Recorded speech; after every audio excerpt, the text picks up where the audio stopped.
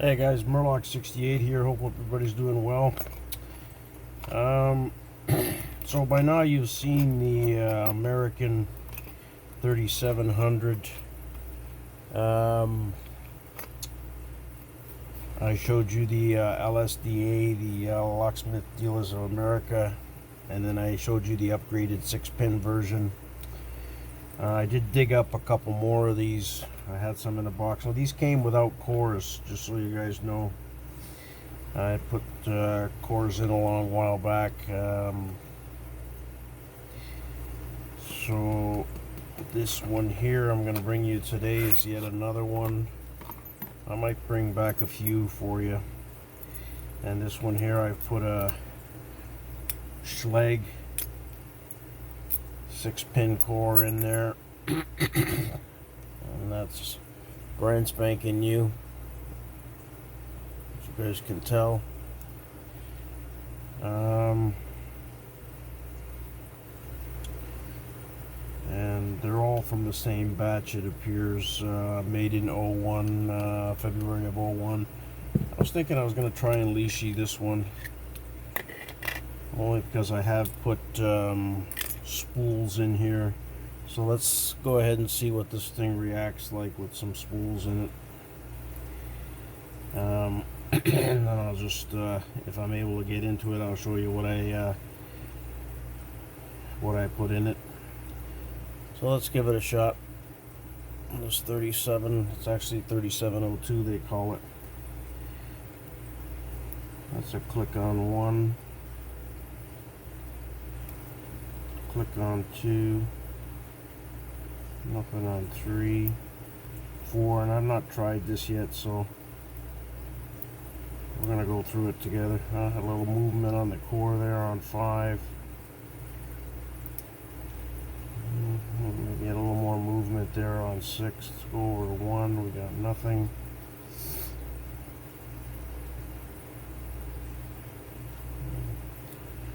A little different when you're dealing with the counter rotation of the spools on 2 there. I think that one's set.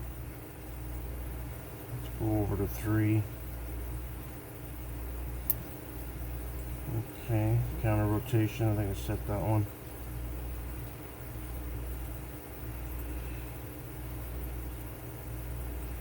Let's go over to 5. Let's try 6 again.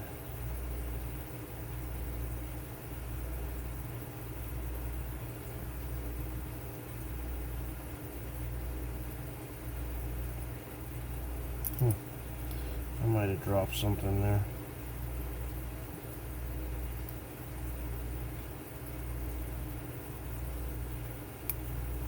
Okay, that was 2 again. 3 is good.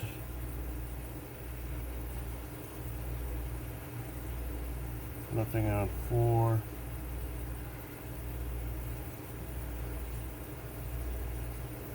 5. I think 6 might need a little push here. There we go. Got it on number 6. So, not bad. I mean, look, I've played around with the leashy a bit. If you're dealing with spools, again, you got to allow for that counter rotation. So let's see if I can gut it for you.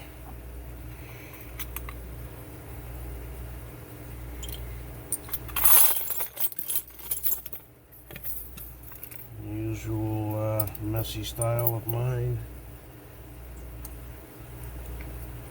And I'm sure it's going to be a lot different transitioning from the leashy to the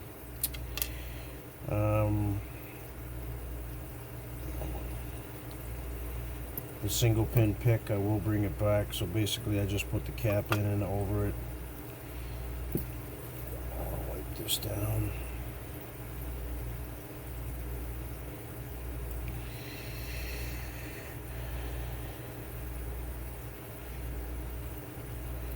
Want to just see the reaction. I have picked spools with this before, but let's pull this end cap off. the regular tool does not work because of the keyway that the cam that they have on the back there. Always be careful of the tiny little spring that's in there, because if it goes flying, you're better off, better odds of winning the lottery than finding it. Let's see, we get a shim in here. Probably don't need it, but I've learned maybe safe than sorry. Okay, so I put all new lab key pins in there. Pretty much everything had to be picked, and you can see there the first pin barely needs to be, so that tells you there that we've got a nice gatekeeper there. In position 1, and I'll show you the key. Let's get these pins out. 1, 2, all standard key pins. 3,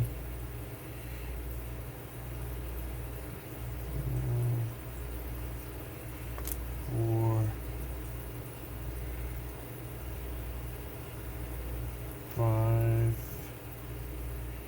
Come on. And 6. Just line these up correctly.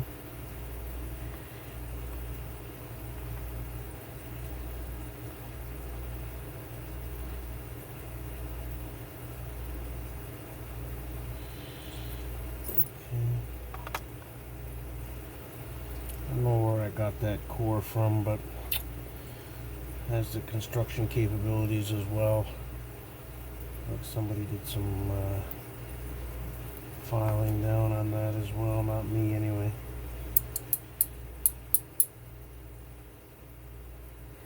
Okay, so spool. Yeah, I went with spools, I think all spools in this one.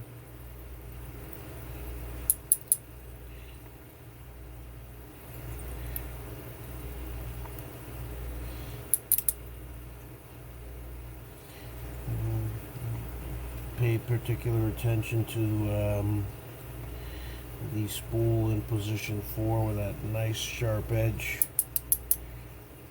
Gives you that deeper fault set as opposed to the other spools that you're going to see. They're a little bit shallow.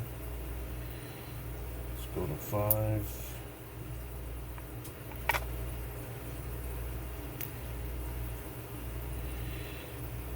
Let's get that spring out of there.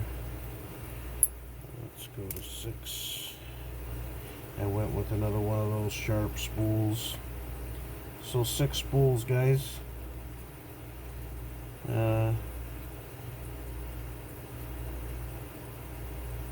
Copper springs. So I'll show you that. Like I said, I'll gonna attempt to SPP it. I'm sure it'll be different. You guys can see that there, and I'll take close-ups. If you guys can see the differences in the spools in 4 and 6 from the rest of them. Show you the key. I went a little nasty on the key. So that's a number 8 cut there in the front. So we went 82266. You gotta go really up to get that 0 for the final pin. Patience, practice, perseverance, guys. Hopefully you guys enjoyed this video. Hit the like button, subscribe, leave a comment, and I'll eventually bring this back with an SPP effort. Stay well.